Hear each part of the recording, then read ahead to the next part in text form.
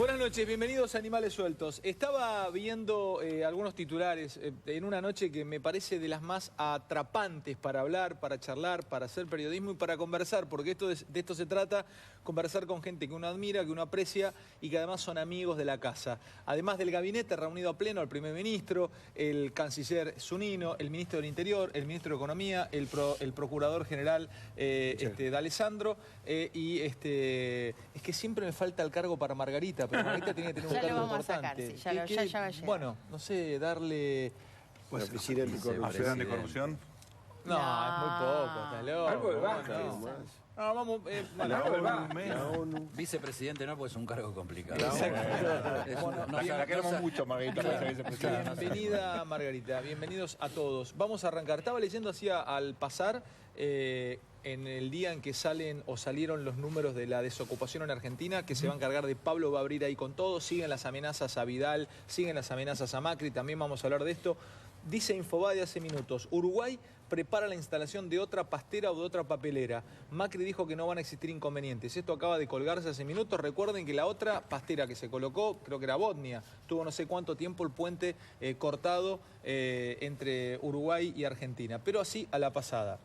Señores, para mí el tema del día es desocupación en Argentina. De Pablo, que es profesor universitario, nos tiene que explicar qué sacó en limpio de los números que se dieron. 9,3 de desocupación. Pregunto, ¿es mucho, es poco, es normal para un país como nosotros? ¿Cuánto tiene Alemania? Comparame con los buenos y comparame con los de media tabla. Comparame con Paraguay, comparame con Bolivia, comparame con Colombia. España 15, 20%, México 2%, con lo cual las comparaciones internacionales hay que tener un poquito de cuidado. ¿Cómo México 2? ¿Que tiene más desocupación en España que México? Cuenta la economía informal. Con lo cual tenés graves problemas de definición de desocupado. Por eso digo, las comparaciones internacionales no me metería mucho. Ahora, preparamos una placa acá con ayuda de la tecnología. Acá la tenemos. Hay que observar no solamente la tasa de desocupación, sino la tasa de actividad y la tasa de empleo. Voy a explicar rápidamente qué es despacio, porque no tengo la más remota idea. Hoy Todesca hablaba de la tasa de actividad y no tengo idea, ni creo que del otro lado... Muy importante. ¿Qué muy es importante. eso? Acá hay dos columnas. La del medio dice segundo trimestre de 2015, ¿ves? Y el otro segundo trimestre de 2016. Sí. La cifra que todo el mundo habla es la desocupación. Sí. Como porcentaje de la población económicamente activa. ¿Qué es la población económicamente activa? Es la proporción de la población total que quiere trabajar, que puede trabajar o estar desocupada o subocupada. Todo aquel que pueda trabajar entra en población económicamente activa. Efectivamente. Tenga o no tenga... Que tiene ganas de trabajar, tiene deseo de trabajar. El que busca trabajo. El que busca trabajo, algunos lo encuentra, otros no. Entonces, o sea, hay cuenta un electricista que está trabajando y un electricista que está buscando laburo. Efectivamente. Dale. Entonces, 9,3 de cada 100 que quiere trabajar no está trabajando. Dale. Segundo, es la población económicamente activa como porcentaje de la población total. Sí. ¿Qué quiero decir? El sobrino nieto que nació hace 2 meses no está buscando trabajo ni cosa por el estilo, no es parte de la población económicamente activa. Y el último indicador es el empleo, también como porcentaje de la población total. Entonces, yo miro el primer renglón y me dice, la desocupación pasó de 6,6, segundo trimestre de 2015, a 9,3. Cortémonos las venas. Yo digo, miremos para abajo. La tasa de empleo me dice que pasó de 41,5 a 41,7. Has creado más empleo, quiere decir que el fenómeno que pasó entre el segundo trimestre del año pasado y el segundo trimestre de este año es un fenómeno de más oferta de trabajo, no de caída de demanda. Es muy importante para el diagnóstico. El aumento de la tasa de desocupación es un hecho real, sujeto a, por supuesto, que saqué la primera columna de las estimaciones del año pasado. ¿En cuál tenemos que fijarnos? Tenés que fijar en todo, porque lo que te está diciendo ahí es que más gente salió a buscar empleo por las razones más diversas. Uno porque dice, porque las cosas andan bien, porque las cosas andan mal, porque Bien, hay profe, 32 razones. Perdón que yo siempre te escupa el asado, pero yo necesito saber si yo me tengo que enojar o no, y si tengo que decir, estos de Cambiemos no la pegan ni acá, o estos de Cambiemos están encontrando la vuelta. O sea, subió el desempleo. Sí. Y además, si esto es herencia, si esto es de ellos o esto depende de los Kirchner. ¿Esto quién lo hicieron? El 9,3. Más que quién lo hicieron, ¿qué es lo que está pasando? Lo que está pasando no es una pérdida neta de empleo, sino un aumento de la oferta laboral. ¿Qué quiere decir? ¿Sabes que no te entiendo? Yo no entiendo, perdón, yo no te entiendo, profe. Hay más gente queriendo trabajar. Claro, por puedo las hacer razones una más diversas. aclaración. En Entonces, una familia antes, el salario del marido alcanzaba para comprar o para cubrir las necesidades. Hoy no alcanza, entonces la mujer sale también a Por buscar ejemplo, trabajo. esa es una La alternativa que inflación es sin duda el elemento determinante. En el tequila, aumentan los precios, el salario del marido ya no alcanza, entonces hace falta otro sueldo En más. el tequila ocurrió. El aumento de la tasa de desocupación del tequila fue un fenómeno de aumento de oferta. Entonces muy malo. No muy malo. Lo que digo es un fenómeno de oferta, no de demanda. No es que se están cayendo, digamos así, están cerrando las fábricas, cerrando los comercios, cerrando esto, que sería una baja de la demanda, sino que es un fenómeno de oferta. Entonces hay que mirarlo como un fenómeno de oferta. Poneme nuevo el cuadro y les abro a toda la mesa, muchachos. Yo lo que quiero preguntar es lo siguiente. Dale, ¿no? Eduardo, dale. 9.3 es un porcentaje. Yo quiero saber, millones de personas que no acceden al trabajo. No, yo te lo digo. Millones de personas de carne y hueso. 12 millones y medio la total activa. De carne y hueso que no tienen empleo Yo hoy te en la digo, República Argentina. la población total urbana, porque la desocupación se hace urbana, 27 millones de personas. De las cuales la población económicamente activa que viste ahí son 12 millones y medio. 12 De millones. esos 12 millones y medio, ocupado hoy 11 millones 300.000 y hay desocupado 1.100.000. O sea, somos Eso 12, es. somos Ese es 12 el número. millones. Esos son los números. Desocupados Y hay 1.100.000. 450.000 más que el año pasado, desocupados. Tenés 15 millones. 200.000 ocupados más Ocupados más. y 380.000 desocupados más. Porque como en toda la oferta, tenés más ocupados, más todo. Tenés. Decime cuántos subocupados hay. ¿Qué es un subocupado? Aquellos que Un trabajan menos de subocupado 20 es horas. uno que trabaja menos de 35 De horas. 35. Y manifiesta trabajar más. Porque vos tenés un tachero y si usted cuando trabaja 15 horas, ¿y qué le parece? Tranquilo. Si el hombre no manifiesta una frustración, yo no lo voy a tratar como desocupado. Por eso, en la desocupación dice subocupación demandante. Es el que dice, me gustaría trabajar un poquito más. Ahí lo anoto. Ahora, discúlpame, pregunto y te dejo, Sergio. A ver, si me lo explicás, profe, o alguien en la mesa. Lo escuchaba Todesca hoy y él dice, me quedo muy tranquilo ver que la tasa, es más, yo pedí un gráfico, no sé si lo tenés ahí, el gráfico verde de la tasa de económicamente activa, no sé si lo tenemos por ahí para mostrarlo. Él dice que creció la tasa económicamente activa. La población económicamente La población, exactamente, Sí. económicamente activa. ¿Podemos ponerlo, por favor, si lo tenemos a mano? Porque, a ver, lo que yo entendí, por ahí lo entendí mal y necesito, profe, que me lo expliques, es... Si vos das mucho subsidio, si vos ayudas con planes y das con subsidio, ¿esa gente sale de la población económicamente activa? ¿Lo tenemos para Muy verlo? bien. Buena pregunta. ¿Cuándo aparecieron todos los subsidios? En el INDEC y los planes trabajados, empezaron a hacer dos estimaciones. En el sentido de decir, ¿cuánto es, si los incluyo como ocupados, cuánto como desocupados? En la estimación que hicieron hoy, esa distinción no se hace. Así Bueno, que ahí no eso te lo puedo hacía decir. el gobierno de Cristina. Cristina te ponía a aquellos que eran planeros, aquellos que tenían planes sociales, lo ponían como ocupados o como empleados. Entonces les bajaba el nivel de desocupación. Sí, pero de cualquier era manera, dibujado. yo diría, Pero eso aumentó, ¿eh? a partir de 2003 en adelante, Subsidio vos lo que tuviste fue una cosa elemental que es la fuerte recuperación de la economía que tuviste de 2003 hasta 2008-2009 implica una caída de la tasa de desocupación de 14, 15% hasta 7. Y ahí se estacionó en 7. Hace 6, 7 años está alrededor, digamos así, de 7, ¿no? Bernstein. Al margen de la tasa de desocupación, que obviamente es un dato súper importante, acá la clave es que Argentina tiene un problema redistributivo muy serio. Hay gente que labura y que no le alcanza la guita para vivir. Hay pobres que trabajan. Ojo con eso.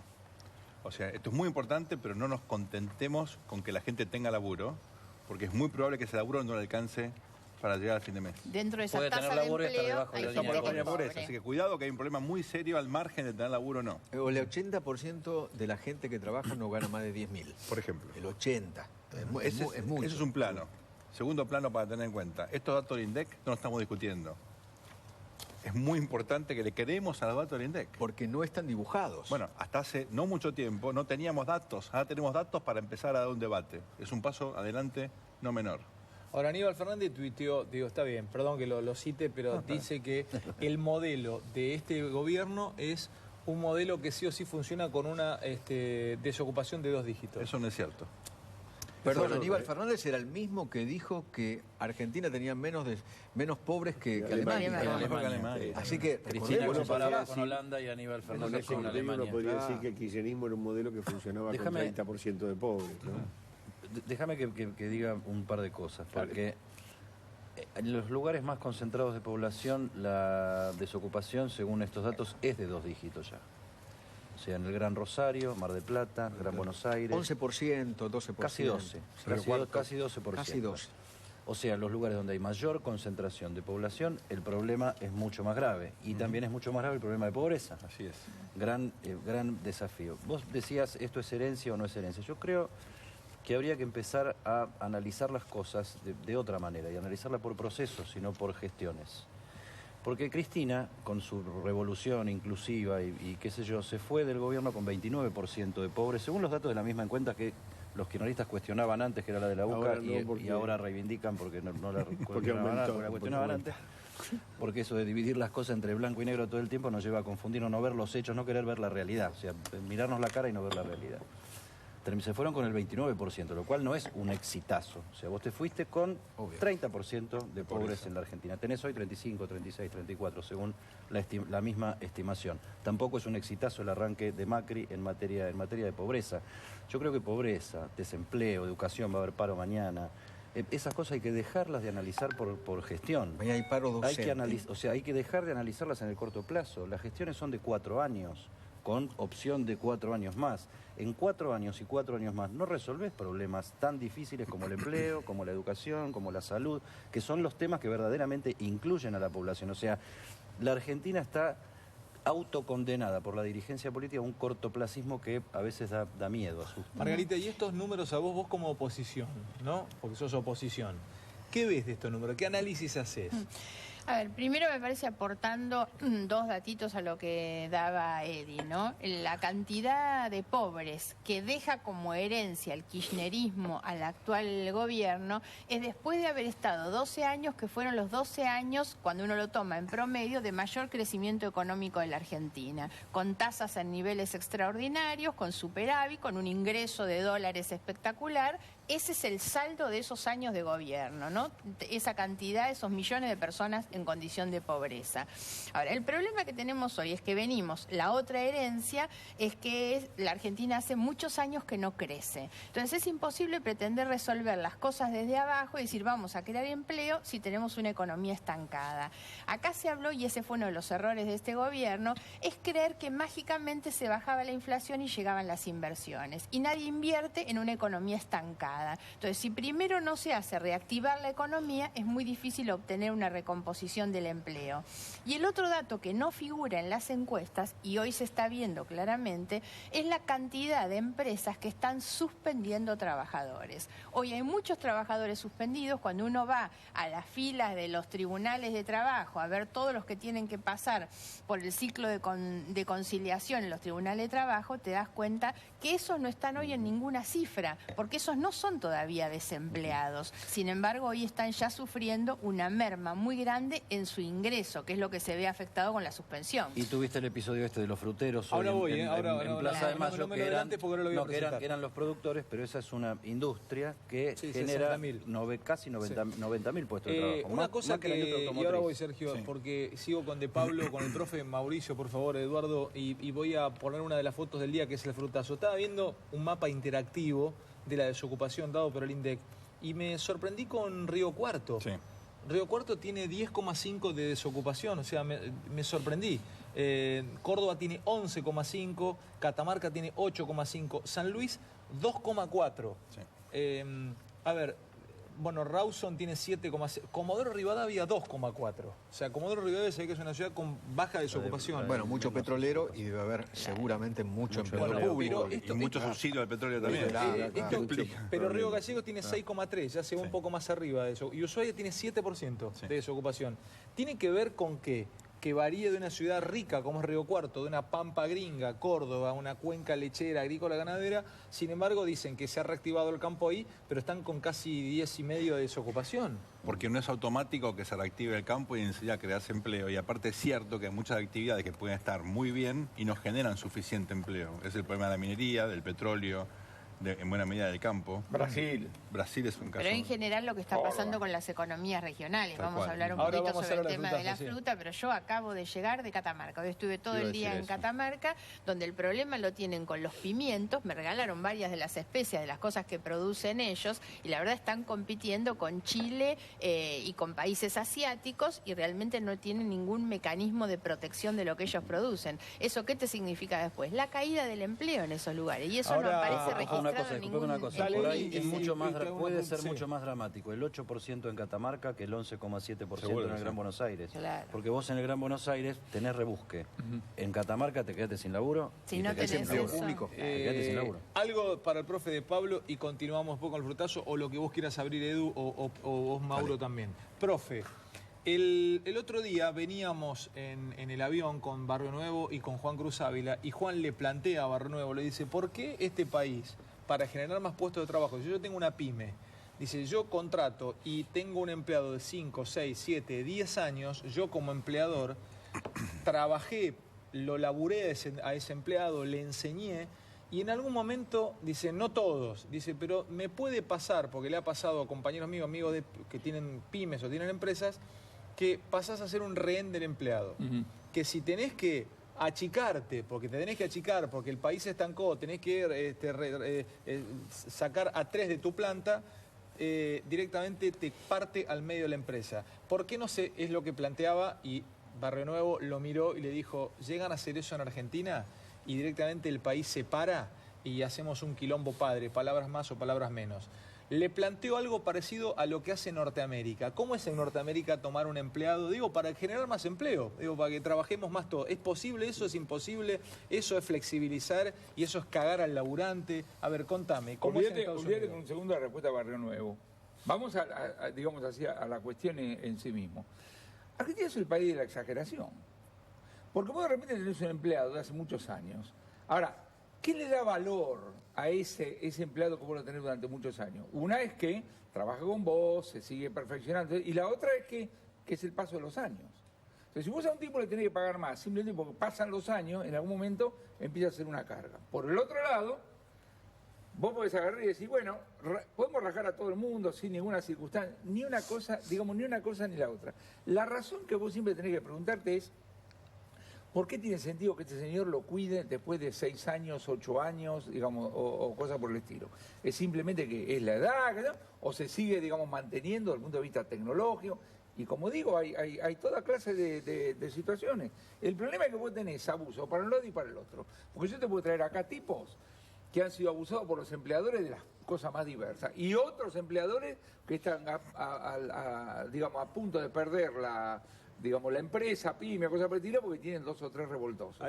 Tenemos, como diría Fantino, para. para. El problema es cuando quieren cargarle al trabajador la salvación del empresario. Y me parece que ese es un error. Hay de cuando todo, Margarita, hay de todo, dicen Margarita. que la solución para que la pyme resuelva su situación económica y de rentabilidad, que todos queremos que la pyme realmente tenga rentabilidad, es ajustar por el trabajador. En realidad el gran problema, y es lo que falta hoy, se han discutido varias normas para darle beneficio a las pymes.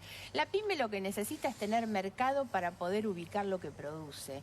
Y eso es lo que no tenemos. Por eso yo hablaba del tema de las inversiones. Capaz que es cierto lo que vos tenés, pero hay casos donde vos tenés pymes, donde determinada situación laboral puede poner en riesgo la empresa. Hay toda clase de situaciones. Pero lo que digo es que lo que no se puede es como Estado, porque lo que le falta, lo que vos decís, es cuál es el papel del Estado. El papel del Estado es generarle las condiciones a la pyme para que la pyme pueda producir, vender, tener incentivos fiscales, crediticios, reglas Señores, de juego, déjenme sobre jugar todo, un poco, déjenme pero mover la no mesa, ajustarle al trabajador. Bernstein y Feynman, y voy a la foto del frutazo, si la vamos preparando, dale. El mundo discute el fin del trabajo. Hay un problema estructural de destrucción de empleo por la revolución digital, porque hay una cantidad increíble de nuevos fenómenos, los robots, la automatización, con lo cual podemos estar discutiendo estas cosas que son importantes, pero no estamos viendo la película más relevante en el mediano y largo plazo. Vemos la foto. Bueno, ojo con esto.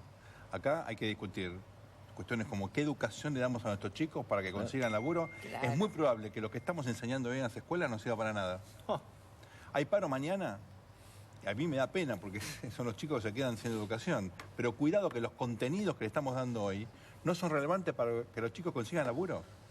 Hay problemas de competitividad sistémica, problemas de transporte, de logística, que son las discusiones que no estamos dando. Estudian con los mismos contenidos curriculares cuando íbamos nosotros a la escuela. Pues, bueno. 30 Hoy un segundos. chico está conectado con Para, el profe, mundo porque con me la está pidiendo, computadora. dame un segundito. No, Eduardo. A ver, Estados Unidos y la República Argentina, dos sistemas laborales y de leyes de trabajo totalmente diferentes. En los Estados Unidos hay dos palabras que hicieron grande a Estados Unidos. Estás despedido. Te guste o no te guste, el sistema funciona de esa manera. Eso dice Trump. Vos, Siempre me pareció una gran exageración, ya lo escuché muchas veces, pero esto de que Estados Unidos es grande por eso... Momento. Buah. En Estados Unidos, ¿cómo funciona el sistema? ¿Te gustará o no te gustará? Vos sos mi empleador, venís mañana y me decís, ¿sabes qué, Eduardito? Pasa por caja. Yo paso por caja, cobro lo que tengo que cobrar y voy enfrente y consigo otra vez trabajo. Claro. O voy a la vuelta y consigo otra vez. El problema es que acá no funciona de esa manera. Además, bien por la Constitución, bien por las leyes de trabajo, el tema también es que hay abusos de los abogados laboralistas. Yo sé que me voy a poner en contra de... Pero la verdad, la industria del juicio laboral en la República Argentina es todo un gran inconveniente. Un empleado que trabaja 10 días en una empresa y es despedido, te hace una demanda por 500.000 mangos. No puede. Sí. No Hay puede. toda una fantasía sobre y los eso. abogados se quedan con 400.000 y al No, empleador, menos al que empleado menos. le dan 100.000. O menos quizás. Eso es lo que dijo O, Macri. o menos No, quizás. ¿cómo van a decir Hay una eso? gran industria. Escucha, Bueno, pero, está bien. a ver, Cavallo desreguló... Sé que vas a defender no, pero corporativamente. Cavallo desreguló las relaciones laborales y los tribunales estaban vacíos, los tribunales laborales. De hecho, casi no había actividad y, sin embargo, la desocupación en la época de Menem creció a límites insospechados. No están de la mano. El verdadero problema acá, y discúlpeme, es un argumentito medio gorila, me da un poquito de vergüenza decirlo adelante de Margarita, el problema es la competencia del Estado, que tiene 1.200.000 empleados, que van a trabajar cuando se les canta y ganan una fortuna. Es decir, cuando vos tenés un pibe que en el ANSES gana 30 lucas, 28 lucas, es decir, todos estos pibes de la cámpora que entraban con traje Eso es verdad. y hacían carrera, algunos llegaron como Eso es verdad. Kicillof a ministro, o sea, crearon una burocracia que uno esperaba que iba a ser mejor y en definitiva no lo fue. Competís contra un tipo, yo lo veo con los estudios de abogados, y yo los empleados míos, cuando pueden zambullirse en el Estado, me hacen pito catalán porque tienen hombres mayores de 40 años, día femenino, van a trabajar 70 Y años. estabilidad. O sea, y estabilidad. entonces, y una estabilidad, solo te vas con las patas para adelante y Exactamente. encima cuando te Claro. estás enfermito entra tu hijo. Claro. O sea, es imposible competir contra el mercado laboral normal. No tenés forma. Yo lo digo como abogado lo que pasa. ¿Quién va a venir a laburar si vos laburás en la justicia de la ciudad, que funciona perfecto, porque está muy bien armado y todos los tipos entran con 30 lucas de sueldo y vos le estás ofreciendo a uno para que patee todo el día tribunales, día y noche, prometiéndole que por ahí un día lo traerá de Fantino y lo sentaba a verlo a Fantino? 10.000 mangos. O sea, el tipo no viene nunca. Y encima, con un tipo que dice, por ahí mañana cierra el estudio. Es imposible. Y esto pasa con las pymes. Pero no está Muy- bueno que el Estado sea así en Argentina. ¿Que Que pague 3 veces el sueldo que paga en la actividad No. privada. No, está bueno, está buenísimo. Es malo. No, pero ese es el resultado. O sea, vos no Pero podés, está vos bien, no podés pero- resolver los problemas por los efectos. pero es una Vos tenés que mala resolver competencia, vos tenés es que una resolver mala los problemas Porque te equivocás en cuáles son los problemas en el origen también, del claro. problema. El origen de la presencia del Estado en materia laboral y en otras materias tiene que ver con que la pobreza en la Argentina es estructural y que la política termina aprovechándose del Estado para generar esas Hay condiciones. mucho que O van sea, al Estado para enriquecerse. en un país donde vos un tercio de la población está siempre con un tercio de la población, por lo menos desde hace 25 años, por debajo de la línea de pobreza o peleándola para salirte, y esas distorsiones las va a tener. Entonces lo que tenés que resolver es gana aquello. un empleado público? La verdad que un empleado público no gana grandes sueldos, ¿eh? No Depende, gana grandes Margarita, sueldos. depende del área, depende del área. Hay unos contratados que ganan buena plata, pero yo quiero un Estado Pero con los ves que mejores. ese no es el problema, Los había claro. antes y los hay y a los ahora. mejores le Bueno, tenés que pagar, además. yo sé, pero ¿eh? yo Yo quiero creo un que tenés Estado- más problema con la idoneidad que con el sueldo. probable, hoy, Pero ojo, yo estoy diciendo que es una, no, yo digo que es una mala competencia por el nivel Igual, de exigencia yo por muchas cosas. Creo de todos modos que no estamos enfocando el problema donde está, porque me parece que hoy el empleo estaba o el desempleo está en relación con la pobreza, en relación con la crisis de las economías regionales, por eso las manzanas, por eso los pimientos, por eso la leche, porque el problema del precio de la leche, que es la diferencia, la brecha que existe entre lo que le pagan al productor, vos también sos de una cuenca lechera, donde el gran problema que hoy tiene el productor lechero es eso, son los centavitos que le pagan adentro de la tranquera Margarita, y la plata que pagamos en el supermercado. Eso no lo entiendo y quiero ver la foto del día. Quiero ver la foto del día y le voy a abrir de nuevo acá a Eduardo o el profe así me lo explica. La foto del día es esta. Sí. Estos muchachos, estos productores, que la verdad que los felicito por la innovación, porque esta gente innovó. O sea, de cortar rutas vinieron, hicieron más ruido que si hubiesen cortado 25 años una ruta en el sur. Y por lo menos no la tiraron toda en la zanja. Exactamente, son de Río Negro, son de Neuquén, pera y manzana. Regalaron fruta, había 4, 5, 6 cuadras de cola. Esto generó que Cristina salga a declarar, generó que la oposición salga a decir cosas.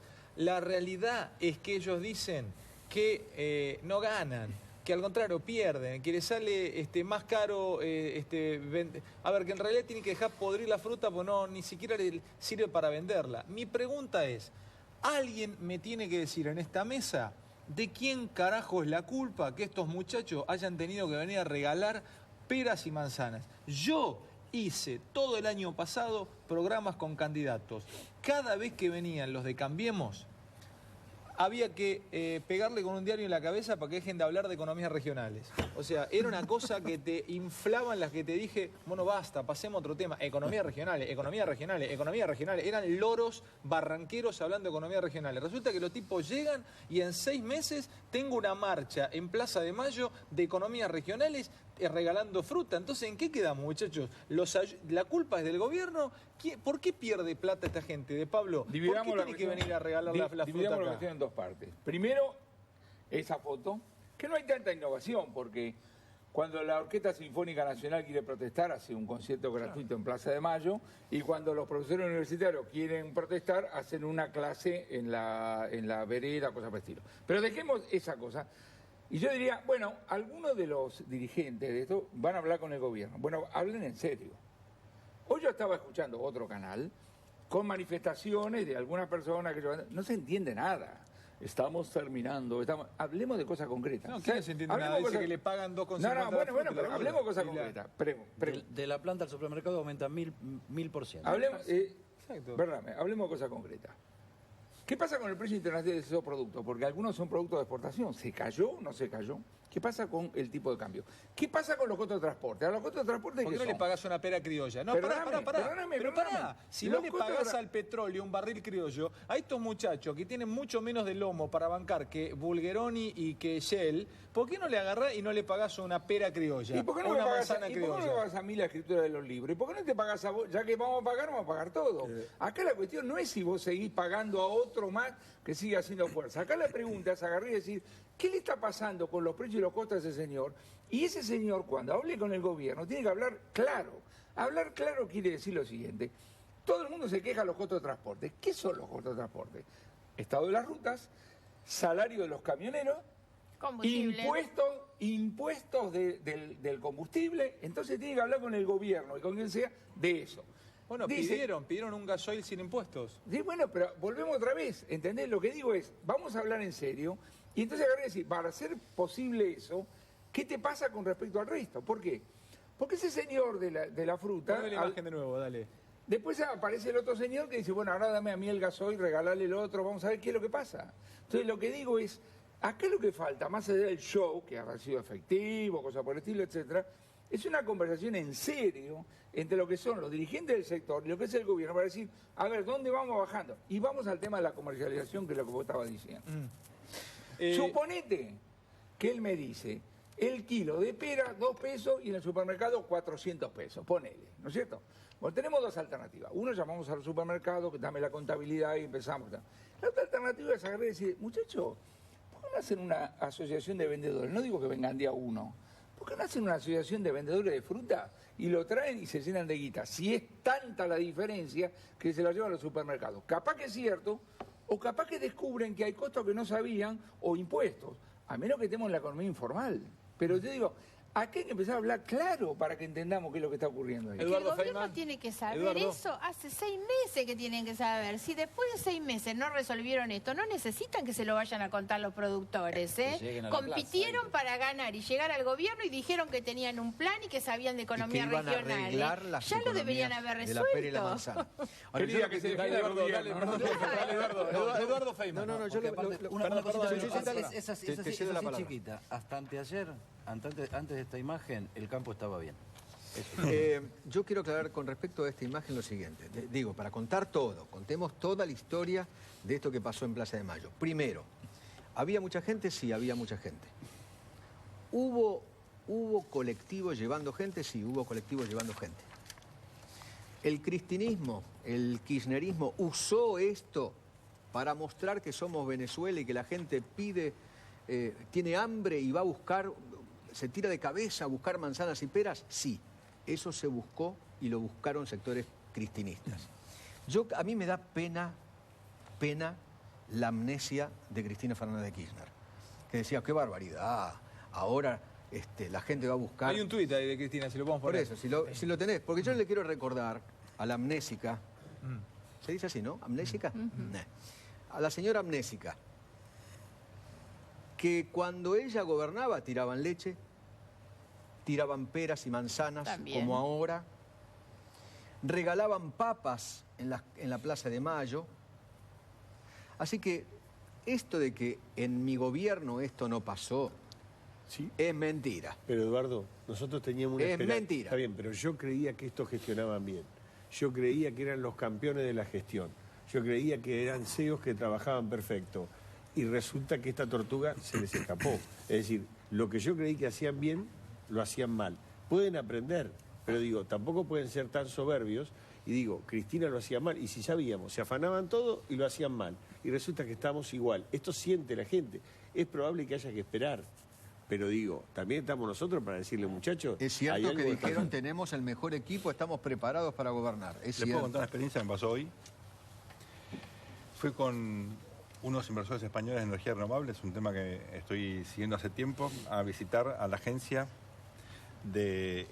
Argentina de Inversiones y Comercio Internacional. Tuvimos una reunión que duró 1 hora. ¿De dónde eran los tipos de España? Españoles, con un inversor norteamericano, colombiano-norteamericano, una reunión de 1 hora. ¿Qué nivel tenés, Termina la reunión y el dueño de la empresa española dice lo siguiente.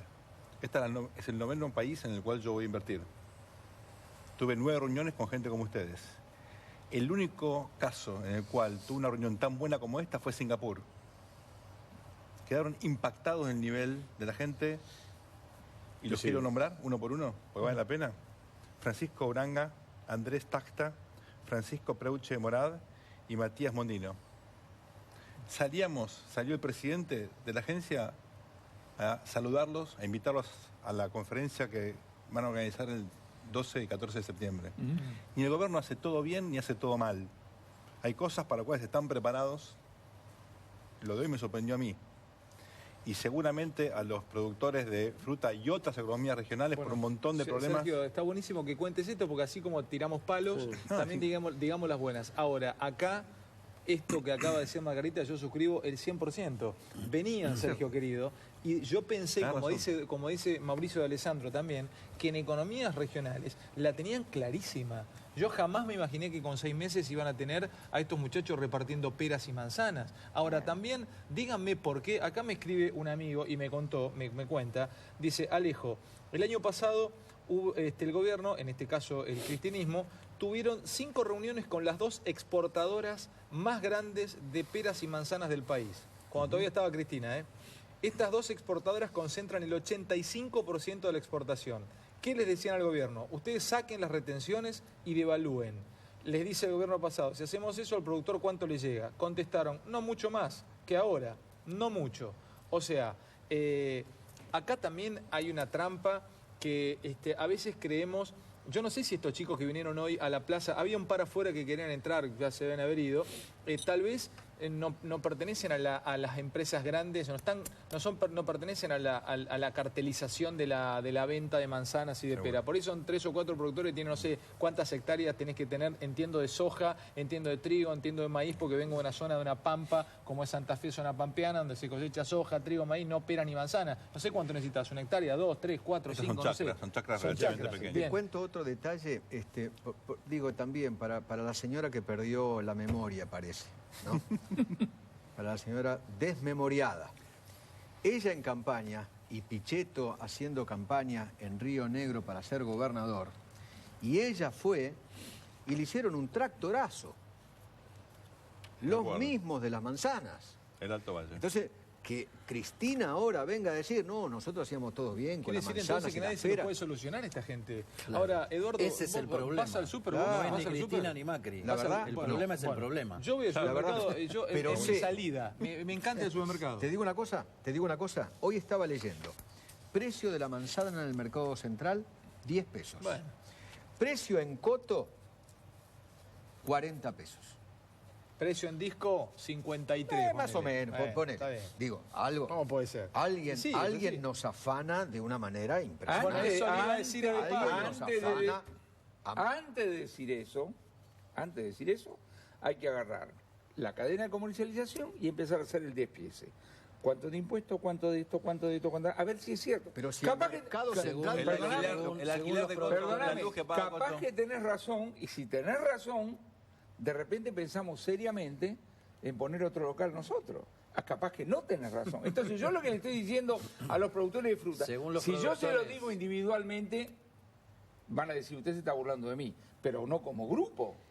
No como grupo. Hace Digo, 3 muchachos, meses que hay júntense. una medida de fuerza, que está el protector de los jubilados Semino, está Polino por los consumidores libres, Pablo Micheli y la CTA, con todo un paquete de acciones sobre el supermercadismo, porque lo que hay claramente, y ellos han hecho todo un estudio de lo que significa dentro de lo que es la cadena de comercialización, ese aumento, decíamos, del 1000% de que sale adentro de la tranquera hasta que llega a la góndola, es una cosa inconcebible, y se ha detectado con claridad que el aumento viene ahí, por eso la diferencia entre el mercado Pero, central Margarita, y la góndola. si ellos reciben Ahora, 2 y el Industria mercado del central supermercado son que 10... se concentró durante la década ganada. Claro, porque además a eso agregarle que esos son los que mataron a todos los supermercaditos y las tiendas de barrio, ¿no? Donde vos tenías el almacén de barrio y murió ahí. Mirando todos de los ojos del Dios mercado. O paramos un poquito con eso, porque manzana los pibes tendrían que comer. Hay cosas que no van a ser rentables y vamos a tener que subsidiar. El tema es si estamos subsidiando bien, pero que tengamos que subsidiar economías regionales como esta, no me parece una locura. Y más cuando claramente la manzana, que es como el tipo que tiene abeja. Estados Unidos hace eso. Exactamente. Productos. El gran tema del día, nosotros somos un programa hiperfederal y realmente mucha gente viéndonos a esta hora y muchos padres. El tema que nos tiene que entristecer y preocupar a todos en esta mesa y que quiero empezar a hablar ahora es el paro docente. Mañana, a partir de ahora, ya estamos a miércoles, hay un paro en toda la República Argentina. 24 horas. Por 24 horas, muchos padres. Además, lo más dramático es que tu hijo no tenga clase, pero además el incordio y lo que te complica la vida de dónde quedan tus hijos porque vos tenés que ir a trabajar. O sea, mañana va a ser un día caótico, va a ser un día de mucho nervio, mañana en Argentina. Mañana tómense el día con mucha paz. Quiero hablar de esto porque ya Esteban Bullrich les dijo a los gremios docentes, miren que la inflación está bajando, no les voy a abrir paritaria, va a haber un aumento en septiembre creo y otro en enero. Entonces, este conflicto pinta para escalar, Eduardo. Sí. ¿A dónde terminamos? ¿Siempre sin clases? ¿Cómo es? Aquí hay un problema muy serio en la educación porque una de las buenas cosas que hizo el gobierno anterior es que elevó el presupuesto educativo, mucho, casi 6% del producto. Sin embargo, la calidad... No fue el gobierno anterior, hago la aclaración, digamos, fue el Congreso por unanimidad. Una ley votada unánimemente por el Congreso. Puede ser, pero hace por que iniciativa, tengamos una ley de financiamiento que es modelo, pero que tampoco se cumple totalmente. Por iniciativa del gobierno anterior. El punto central acá no es ese, es que invertimos mucha más plata en un sistema que funciona muy mal. Porque la calidad de la educación es pésima. Claro. Se presentó hace 2 días un informe, vino el presidente Lagos de Perú, el expresidente Lagos, ha presentado un informe donde pone a la Argentina ante un problema crítico, y es que la calidad educativa cayó de una forma brutal, justo cuando subía el presupuesto. Parece contradictorio y no lo es. Entonces, yo creo que los maestros no ganan bien. Y también creo que los maestros son parte del problema y no de la solución. Hay muchos maestros que no trabajan, hay muchos maestros que trabajan, pero no enseñan los contenidos que necesitamos. Si discutimos solo los salarios, miramos una parte chiquitita de un problema que es mucho más grave. Eso que están haciendo los maestros profundiza el problema, genera un gran drama en la sociedad. Creo que es un paro mucho más político que gremial.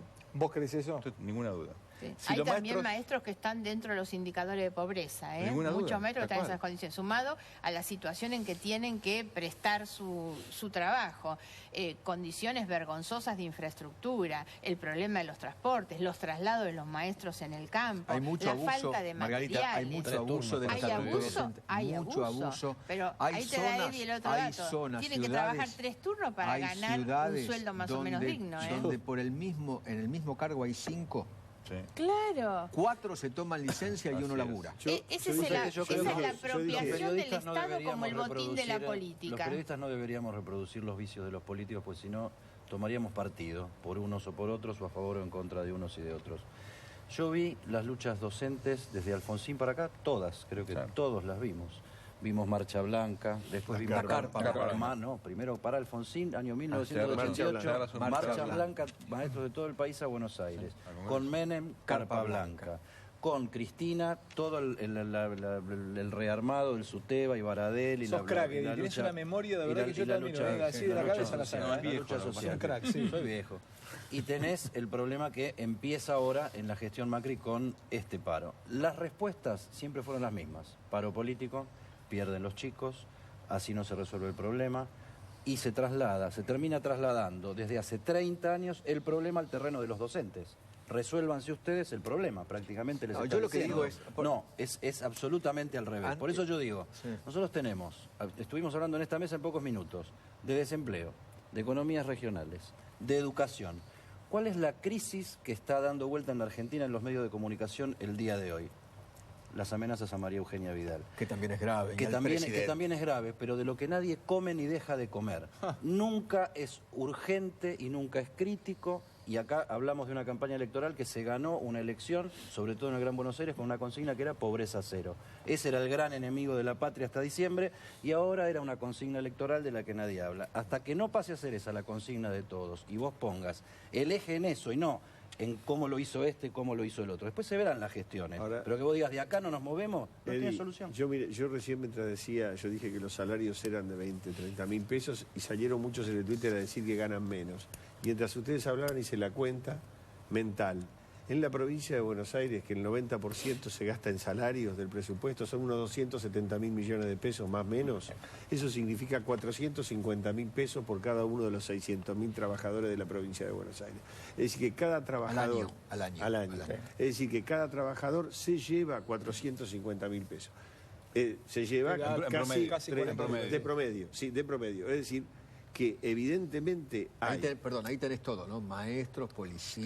Tenés todos los trabajadores. No es bolsillo, es con cara social. Con cara social que es el 43%, pero lo que yo digo es, hay destinado 450 mil pesos. Y es cierto, algunos dicen, yo gano 10 mil. Hay algo que no está bien. Hay una gran diferencia entre lo que más se llevan, hay muchos que no laburan y están cobrando, porque si no, no podría funcionar esto. Claro, sí. Es decir, se gasta mucha plata mal en el Estado. Por eso es que uno cuando ve que no gestionan bien se asusta porque dice... Toda esta carga que traemos de mal gestionar tiene que terminarse alguna vez y con esto no es. O sea, yo creo que hay que redoblar ese esfuerzo en eso porque evidentemente hay muchos funcionarios que han sido bombacha de vidriera en este gobierno. Nunca tocaron una pelvis. Cuando les tocó... Eso está buenísimo. Claro, cuando llegan al gobierno resulta que... Está buenísimo. Como a mí me gustan los procedimientos, siguiendo la línea de Eddie.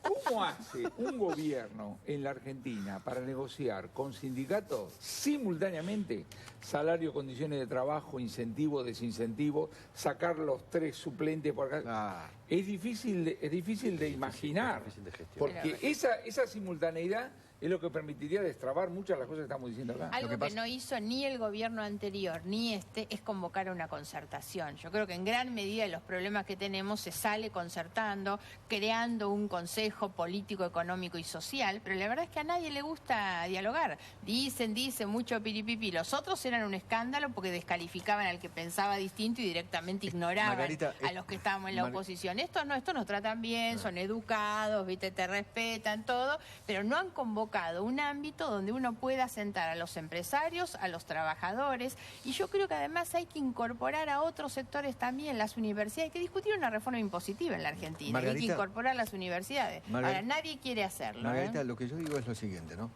¿Estamos todos de acuerdo que la educación es fundamental para el país?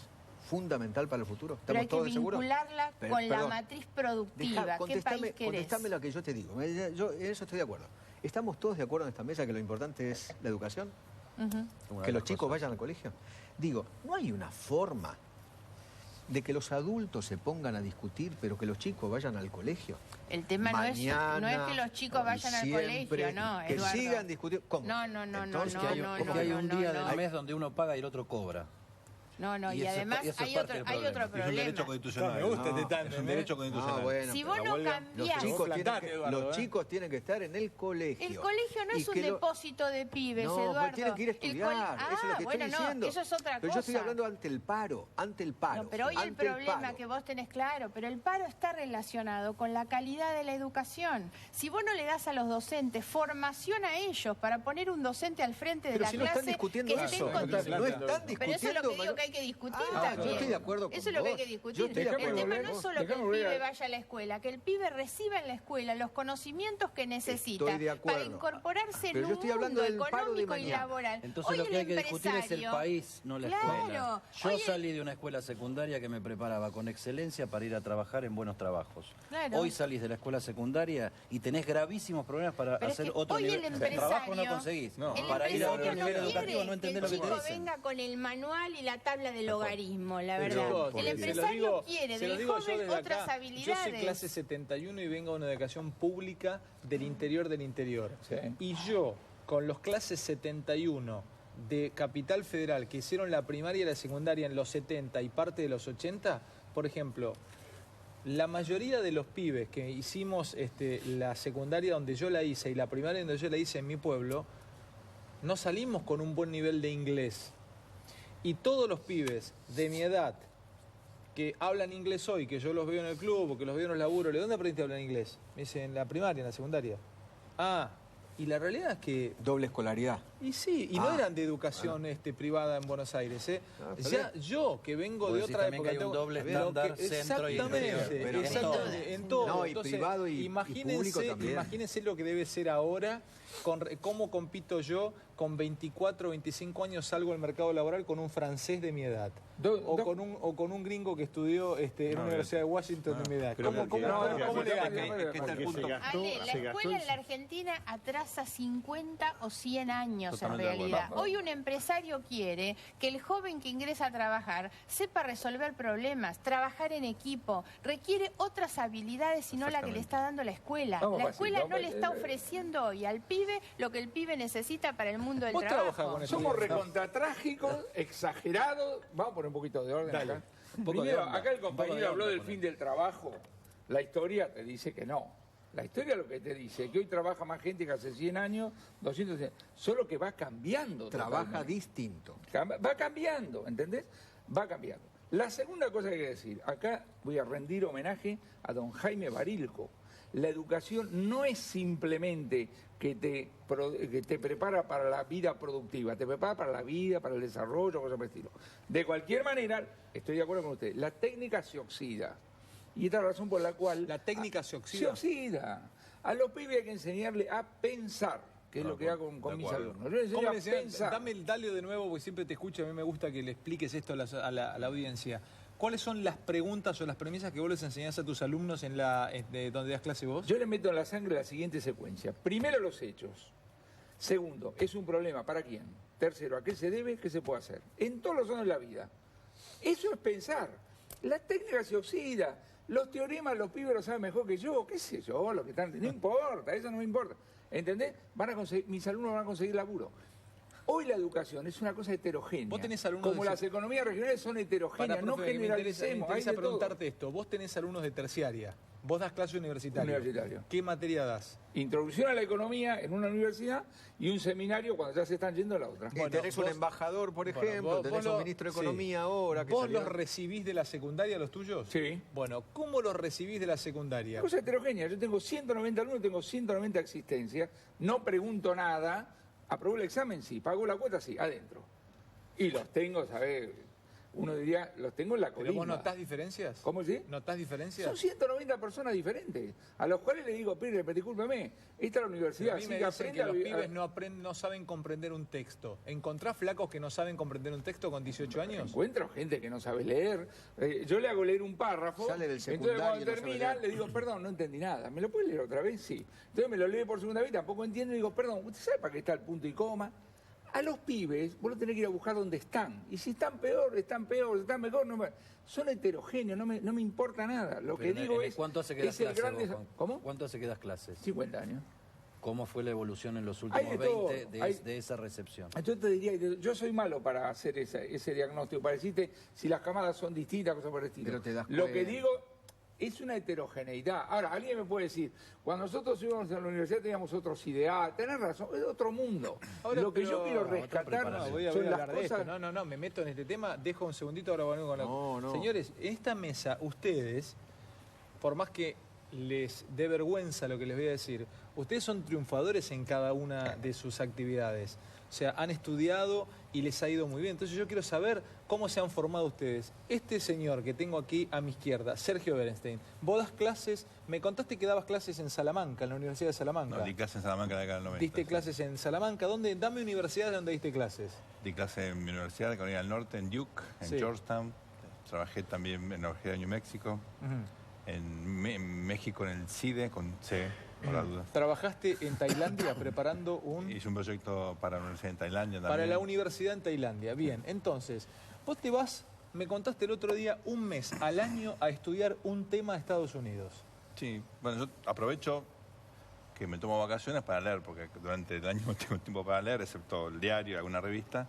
Entonces elijo un tema, en general después escribo algo al respecto. ¿Cómo estudiaste vos? ¿Quiénes fueron tus maestros para que vos seas esto que sos hoy? Yo A estoy ver, acá, ¿cómo te formaste vos? Yo estoy acá gracias a la educación pública. Fui a una escuela de barrio en Villa del Parque, fui a la Nacional de Buenos Aires, que fue lo más importante que hice en mi vida. Fui a la Universidad de Buenos Aires, ahí estudié historia y después estudié también en una universidad pública en Estados Unidos mi doctorado en ciencia política. Hice la maestría y el doctorado, siempre en instituciones públicas. ¿Qué te enseñaron en la escuela vos en Argentina? ¿Te enseñaron a comprender un texto? ¿Te enseñaron, vos te fuiste bien formado a la... Sí, la educación era extraordinaria, fue una escuela de barrio chiquitita, se llamaba Territorio Nacional de Tierra del Fuego, Atlántida e Isla del Atlántico Sur. Antártida e Isla del Atlántico Sur. Estaba protegida por la Marina, venían los milicos en cada acto a darnos alfajores. ¿Puedo decir la marca? Jorgito.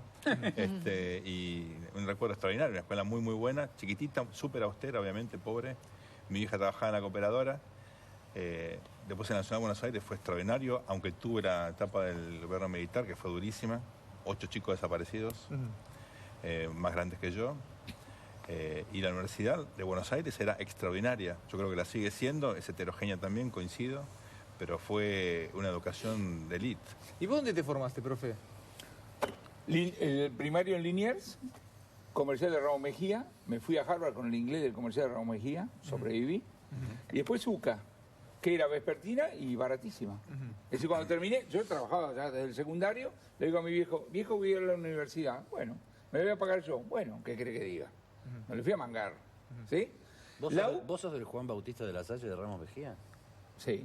Yo también. Del comercial de Ramos. Yo también. Famoso comercial de Ramos. Comercial de Ramos, señores. Se encontraron. El comercial de Ramos. Bueno, váyase, ya está. El comercial de Ramos ha generado. El comercial de Ramos ha generado 3 estrellas, que ahora es la cuarta. Gasalla, Pinky y yo. Y él. Y sus 4. ¿Qué me decías? ¿Vos dónde, Mauro? Yo estudié en la Escuela Normal Mixta General José de San Martín de Tandil, un orgullo, es una escuela que tiene 110 años. ¿Sos abogado de UBA?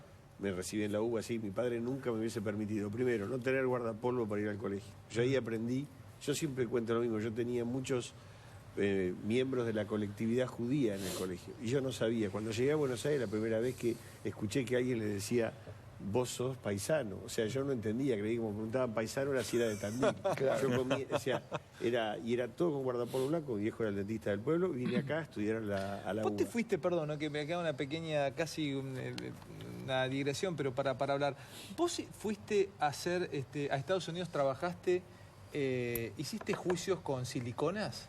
Eso, cuando las mujeres explotaban, sí. ¿Cómo fue eso? O sea, hiciste Yo era abogado, la Dow Corning empezó a poner pechos, estamos hablando de los años 90, y un día abro el diario, página 12, mirá qué raro la página de eso, decía 100 millones de dólares para los abogados que hagan juicio contra las siliconas Dow Corning en Estados Unidos. Y ahí te tiraste de cabeza. Empecé a nadar. En palomita. Paré Palomita. a la altura de la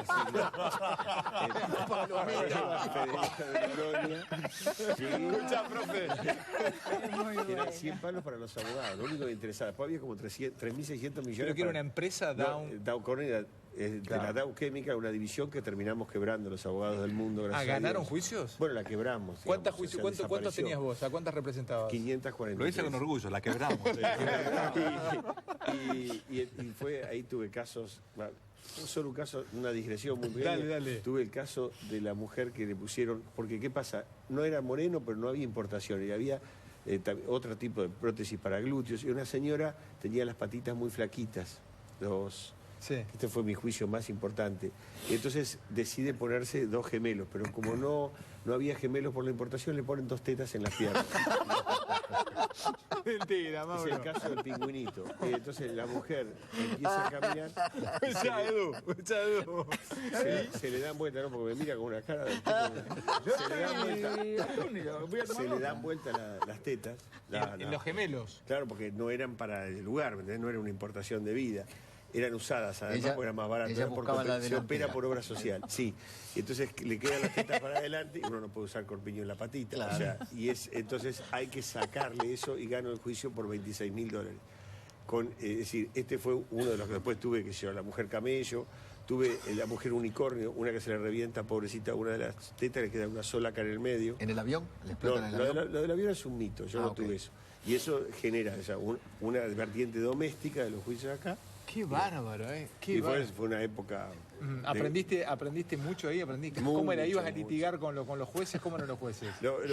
Me acuerdo que hice un juicio penal en un momento. La verdad que nosotros decimos, pero las prótesis, la FDA, la Food and Drug Administration, había sostenido que no era posible probar que eran inocuas las siliconas, y que podían traer 5 enfermedades autoinmunes, esclerodermia, unos nombres que te hacías así ni bien lo escuchabas, esclerodermia, lupus eritematoso, artritis reumatoidea, y había como una psicosis en ese sentido, y después mejoraron mucho los productos, porque las siliconas son... Así que eso fue, y ahí aprendí, fui a verlo al juez, llamado Sam Pointer, era un juez negro, me llamó mucho la atención, en Birmingham, Alabama. La mitad de la población de Alabama es negra. Pobrísimo lugar. Sí, pero era un edificio, yo llegué, te imaginas que era un paisanito, yo, de Tandil a Birmingham, Alabama. Birmingham es una ciudad pequeña, y llegué a ver al juez, y me subí, todavía no había internet, y llegué y cuando lo vi le dije, por favor, ¿me puede dar el expediente para fotocopiar? En enero me miró, me dice, sí, hizo así, llamó, y vino un tipo... los carritos de hoteles no existían acá. El tipo arrastraba 70 cuerpos. No. Entonces le digo, ¿y dónde se puede fotocopiar? Dice, acá una cuadra. Eran 10 centavos cada foto. Hice la tapa y la cosa y me rajé. me explotaba la tarjeta. Tenía en ese momento la Provencred. ¿Te imaginás que era Birmingham? Así empecé. Edu, cerremos en la noche con las amenazas. Un poquito de buena onda esta noche y ahora cerramos con mala onda, ¿no? No, Dale, ¿qué tenés? se confirmaron las amenazas, que lo que habíamos comentado ayer. Creo que detectaron al interno del penal 9 que ayer conté yo que había llamado. Hoy creo que hubo 4 amenazas más durante todo el día. La amenaza a la casa de gobierno, el cartucho que apareció en la madrugada en la casa, no donde está viviendo ella, sino está viviendo Tagliaferro, el exmarido. Hoy amenazaron, una amenaza de bomba en la casa de gobierno, llegó la policía, los perros, etcétera, etcétera. Y habían hecho allanamientos también en la casa de los custodios. Exactamente. Yo, lo más grave que yo escuché hoy, se lo escuché al juez, te digo el nombre, Alfredo López de Mar del Plata, el juez federal de Mar del Plata, que es el que tiene la investigación de los piedrazos al auto del presidente de la República. Y él me confirma que hay una pericia hecha sobre el auto del presidente, pericia, donde el auto recibió varias pedradas y la más importante, la luneta trasera del auto presidencial, y varias patadas en el vehículo. Y un policía está herido con un piedrazo en la cabeza, que están filmados por el domo de la municipalidad, que está en el lugar, y ha visto varias filmaciones de todos los canales de televisión que estaban en el lugar. Él achaca la situación esta a Votamos Luchar. Es una agrupación kirchnerista de izquierda allí en Mar del Plata. Y hay 8 personas identificadas tirando las piedras al auto del presidente. Ah, lo tiene por un domo, por una cámara. 8, no una. 8 personas. Y el delito es intimidación pública. Lo que también señala el juez y denuncia el juez, que fiscales de justicia legítima lo han amenazado y le han paralizado la causa para defender a uno de estos ellos, violentos. Adler, el que quiso sacar a Adler, que quiso sacar a Campagnoli en su momento. Era uno de los miembros del jury a Campagnoli. Exactamente. El más proclive a votar lo que quería. Entonces hay un grupo de fiscales que está protegiendo a los violentos que atacaron al presidente. Perdóname que diga una cosa. Sí, Eddie. En la secuencia narrativa que hace Eduardo, por ahí lleva, al ser tan apretado todo, puede llevar a confusiones, porque yo lo escuchaba a Ferrari hace un rato, el ministro de Justicia. O sea, en este relato donde hay, por un lado, amenazas telefónicas, por otro lado, un cartucho, y después terminamos hablando de las pedradas en Mar del Plata, parece que en un enemigo sin rostro, el rostro es el kirchnerismo que quiere matar a Vidal. Ferrari acaba de decir que no tienen sospecha de ningún sector político sobre el tema de las amenazas, sino que lo que tienen sospechas es de sectores mafiosos enquistados en el Estado, a los que se le han tocado ciertos intereses, a los que tampoco identifican con nombre y apellido ni con cara, y donde llama la atención que vos tengas custodios policiales, indagados, y que tengas un cartucho que aparece justo cuando los muchachos de la custodia se van a cargar nafta.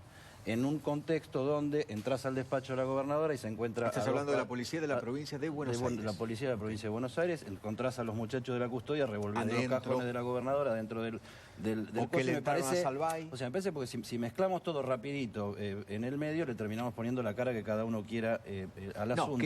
Que hay a mí un me clima... parece que suceden cosas en las entretelas del Estado, de la provincia de Buenos Aires, del país en general, pero de la provincia de Buenos Aires, que cuesta mucho ponerle el cascabel al gato, y sobre todo en el tema de la policía de la provincia, por un tema dramático. Si resolvieran quitar a la jefatura de la policía de la provincia en este momento, la duda es, no sabemos a quién poner. Y eso es lo que dicen los altísimos funcionarios de la provincia. ¿Por qué no pueden resolver el problema de la provincia de Buenos Aires hoy? Es gravísimo eso. Sí, hay además algo que trasciende la provincia. Yo comparto totalmente el problema de la provincia, pero hoy hay una intención muy clara de instalar un clima de zozobra, de temor, de angustia, que es lo que se traslada, porque lo que decía Eduardo, la gente que va movilizada a recoger las manzanas, no el que espontáneamente está en el lugar buscándolas, hay como la intención de generar un clima en realidad, que son los que buscan obviamente debilitar a un gobierno que mete la pata todos los días y por lo tanto deja el espacio libre para que se lo debilite, pero hay que tener cuidado con eso. Yo escuché ayer a Tato Yan acá y él decía algo que es cierto y yo comparto.